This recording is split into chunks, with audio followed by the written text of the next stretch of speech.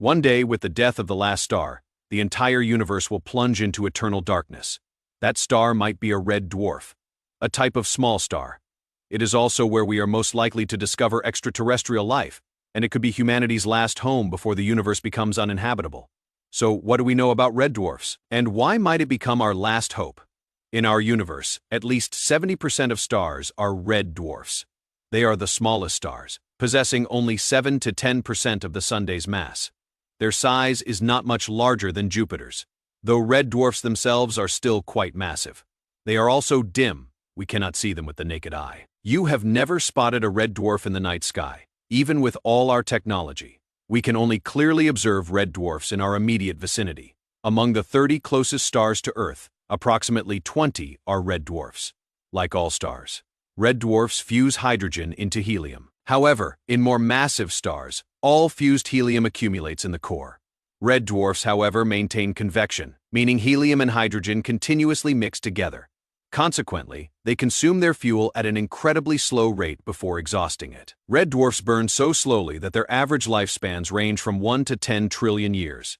By comparison, the Sunday will only persist for another 5 billion years.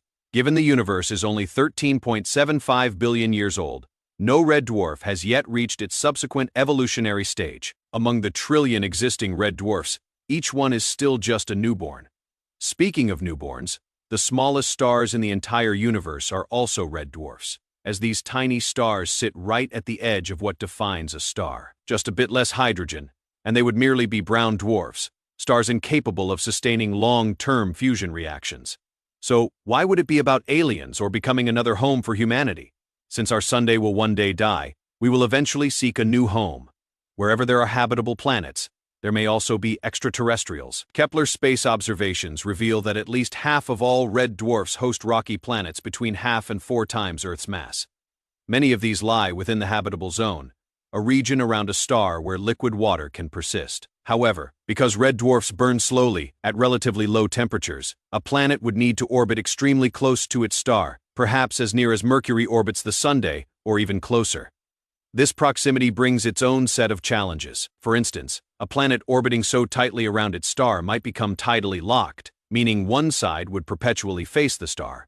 That side would become scorching hot, while the dark, shadowed side would freeze solid, making life difficult to develop there. Although a sufficiently large ocean planet might be able to distribute the energy released by the star evenly through convection and establish some stability, the gravity of a red dwarf might compress the planet, and the heat could cause the planet to eventually lose all its water. These planets could ultimately become fiery hells like Venus. Another problem is that many red dwarfs exhibit unstable energy output. They may be covered in sunspots, blocking up to 40% of their emitted light for months at a time.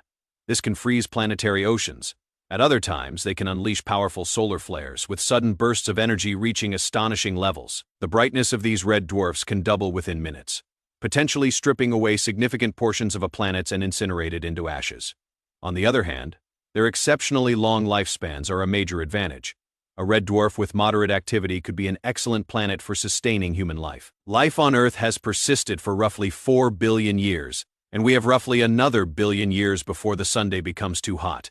After that, sustaining life on Earth will become impossible. We will either perish or leave Earth to seek new homes. Around red dwarfs, given the right conditions, we could establish a civilization lasting billions of years. About 5% of red dwarfs in the Milky Way have Earth-sized planets suitable for habitation.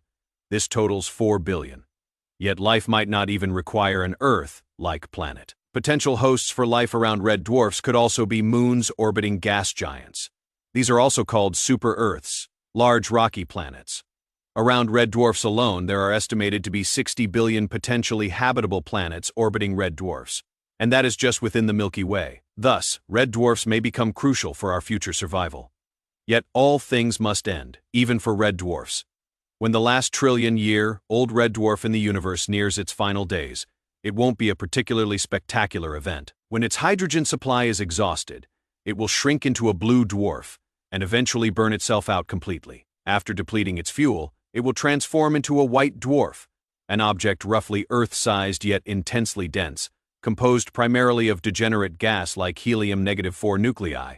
Deprived of energy sources, its cooling process is excruciatingly slow, This phase will span over 1 trillion years until it reaches its final state, a frigid black dwarf. White and black dwarfs are so fascinating they deserve their own video. In any case, before stars finally vanish from the cosmos, it will be a very long time. This is good news. If humanity's space exploration succeeds, we'll still have ample time before the universe fades. Our videos are made possible by your support on patreon.com. If you'd like to help us create more content like this, we'd be incredibly grateful for your backing. Video subtitles provided by the Amara.org community.